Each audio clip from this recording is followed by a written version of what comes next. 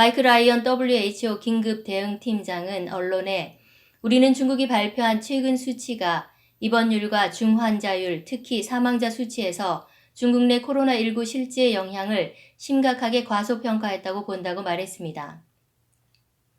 그는 코로나19 감염 사망에 대한 중국 당국의 정의가 너무 좁다고 강조했습니다. 희망지성이 인터뷰한 본토 중국인 장민 씨는 자신과 주변 사람 중에는 거의 모든 사람이 감염됐다고 말했습니다. 전부 양성입니다. 죽기도 했어요. 경찰도 죽었습니다. 전에는 대부분이 무증상이라고 하는 공식 발표만 믿고 괜찮다고 생각했어요. 전문가도 괜찮다 하고 공식 발표도 괜찮다고 했어요.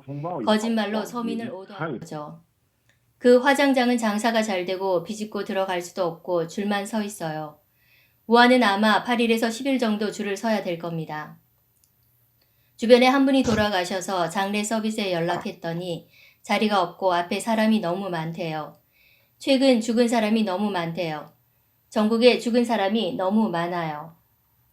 세계는 대체적으로 중국의 전염병 상황이 당국에 의해 의도적으로 과소평가됐다고 의심합니다.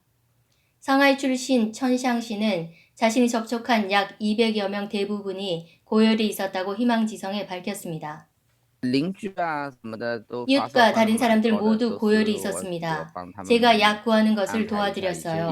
90세인 두 분은 내 대학 동창 가족인데 그들을 병원에 보내드렸더니 백색 폐증이었어요. 80세 이상이라면 이번에 상당히 위험할 수 있습니다. 겨울은 폐렴 발병률이 높은 시기여서 노인들이 겨울에 감기에 걸리면 폐렴에 걸리기 쉽습니다. 5월에 봉쇄이제를 했으면 사망자를 많이 줄일 수 있었을 겁니다. 12월은 인플루엔자 발병률이 높고 감기 발병률도 높은 시기입니다. 열이 높고 건강이 좋지 않은 사람들은 이 바이러스가 다른 감염과 결합하기 때문에 저항력이 상당히 약해집니다. 우한의 위창성 씨는 자신의 아버지가 5월에 돌아가셨고 최근 동창들의 집안 어른이 여러 분 세상을 떠났다고 희망지성에 밝혔습니다. 70대 어르신들이 돌아가시고 51세, 52세 친구들도 많이 죽었어요. 병원은 다 찼고 모든과의 병상이 다 찼습니다. 입원을 못해서 집에 돌아가 약을 먹어야 하는데 약이 듣지 않아요. 백색 폐를 없애기 위해 알부민과 감마 글로불린을 맞아요. 아버지가 5월 22일 돌아가시기 전에 하루에 대여섯 병은 맞았어요. 원래 가격은 370 내지 80위안, 약 6만 8천 원이었어요. 지금은 살래야 살 수가 없어서 제가 1200위안, 약 22만 원에 팔 예정인데 제 친구는 1800위안에 샀답니다. 정부 관련 상인들이 완전히 계획적으로 하고 있다고 봐요.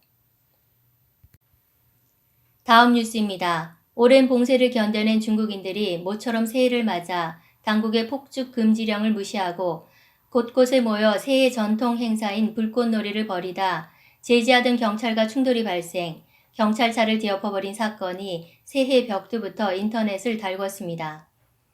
그러나 며칠 만에 여러 지방정부가 불꽃놀이에 대한 새로운 정책을 발표, 일부 지역에서는 정해진 시간 내에 폭죽을 터뜨릴 수 있게 됐습니다.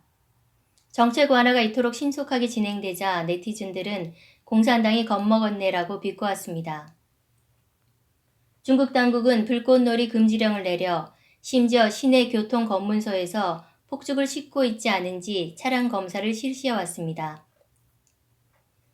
그러나 새해 첫날 폭죽 시위 이후 폭죽 금지 조치가 신속하게 조정돼 베이징, 랴오닝, 다롄, 샹둥 등지에서 2023년 폭죽에 관한 새 규정을 발표했고 여기엔 부분적 폭죽 허용 정책이 포함되어 있다고 인민일보가 보도했습니다.